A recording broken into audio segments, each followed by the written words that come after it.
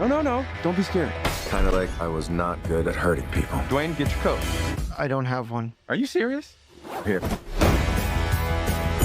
a beautiful day. But I was good at seeing things. Sun beat down. Details. I had the radio on. Systems and routines.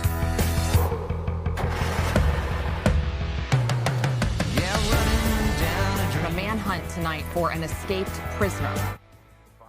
Oh, look at that. Yet again in theaters shortly, correct? Yeah, Friday, that's Wow. right. That was a clip from the new movie Roofman. It is a comedy drama, but what's key here and what you saw in that little clip is that it is based on a true story. Huh. Channing Tatum and Kirsten Dunst star. He plays Jeffrey Manchester. He's a former veteran. He's a veteran who ended up getting himself in some trouble. He was also a serial robber. He would rob McDonald's. However, that's not the craziest part of the story. Last week, though, I got to talk to both stars all about the true story behind this movie, the real-life people they play, the tagline, and why Ryan Reynolds, the night before we sat down to chat, was putting Channing Tatum's personal business out during an episode of Jimmy Kimmel Live. Take a look.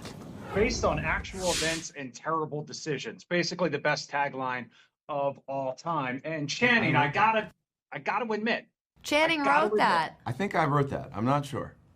Well, that's brilliant. And also, based on what I heard Ryan Reynolds telling last night on Jimmy Kimmel Live about your adventures with the Wrexham soccer team, you may have lived some of those yourself.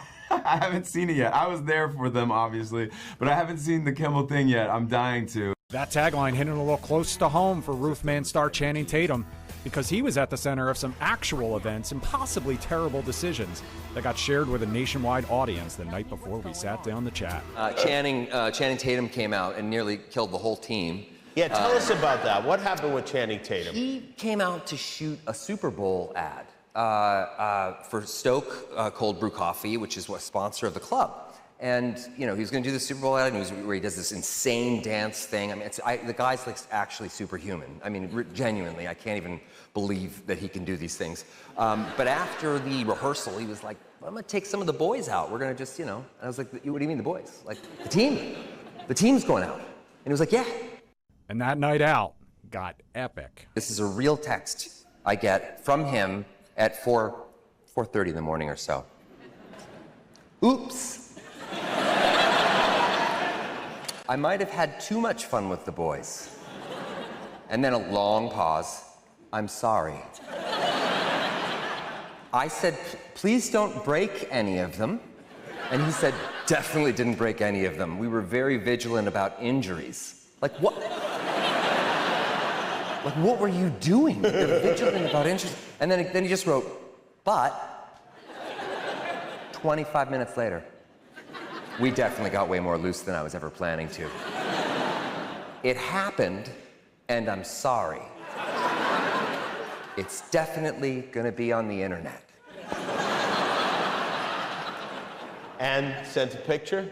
No, he didn't send a picture. I got some pictures. I got two pictures. There he is. This is the picture. When we talked the day after that segment aired, Tatum told me he was more than happy to play along. He got those photos from me, obviously. I'm interested to see how that little segment went. I got into some trouble with. I wouldn't say trouble. We got into some fun. Okay. Some fun trouble at a night out with the Wrexham team. Got it.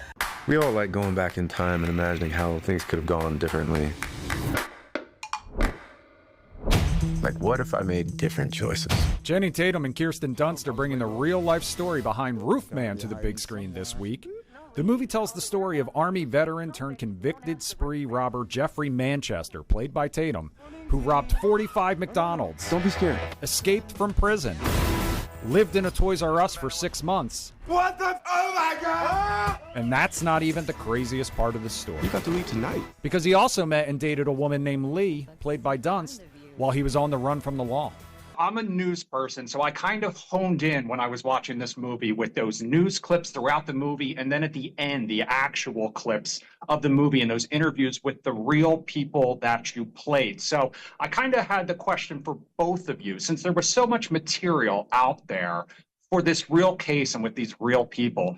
Did you guys kind of investigate that at all, kind of research in this role? Did you talk to some of those real life people? A lot of them were in the movie. Yeah, tons. Like, I think you saw the end of the movie. Like, there's probably a dozen people that were actual in the real life events that have little parts or little background parts, or they're in the movie somewhere. The truck driver story is my favorite. The truck driver that actually I escaped with in the movie is the actual guy that drove the truck that Jeff escaped in. And Yeah.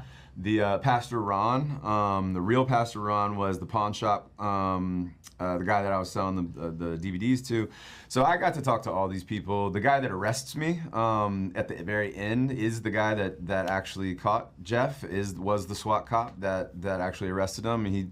They did it. I mean, they told me everything, every single thing that you could possibly that I could have asked. They answered, and I also got to talk to Jeff a lot. But no one did any more research than Derek, though. I mean, he really left no stone unturned, and I think that was more my North Star, other than Jeff actually talking to real Jeff. I talked to him almost every day for about a couple months, and but Derek just was. I just wanted to know, because ultimately he's going to tell the story.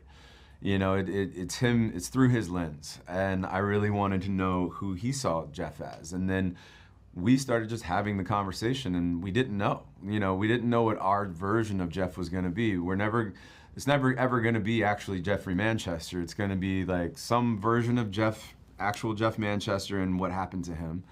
It's going to be me and my interpretation of that through Jeff, and then really Derek kind of pulling it all together. So it's this weird baby of all three of us.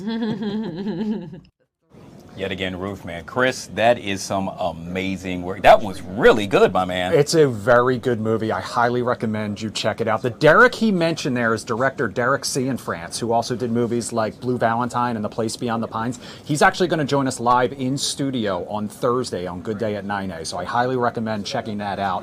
He tells great stories about families, and that's really what this movie is at its core. And like I said, you can check it out in theaters on Friday. Yeah. Real curious, one last question. Do they look similar to the real folks? They do. Channing Tatum lost a lot of weight. Really? He had actually gotten pretty big for a previous role. When he started filming this movie, he told the director he planned to shed some weight because the real Jeffrey Manchester, who had to wiggle through some small slots when he was breaking into these McDonald's, was a much slimmer frame. Channing ended up losing too much weight to the point that the costume director came up to him and told him, like, okay, you need to stop.